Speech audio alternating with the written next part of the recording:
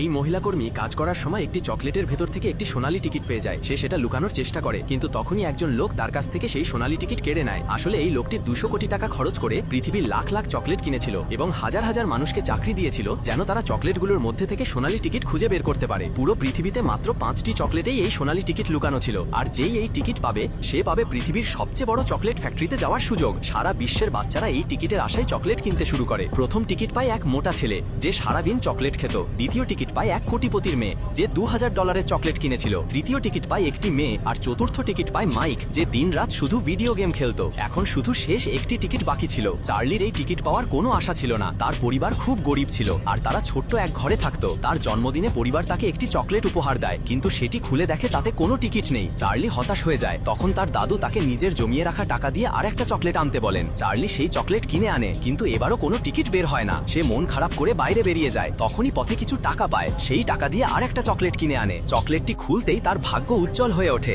এবার চকলেট থেকে সোনালী টিকিট বের হয় এবং চার্লি পৃথিবীর সবচেয়ে বড় চকলেট ফ্যাক্টরিতে যাওয়ার সুযোগ পায়।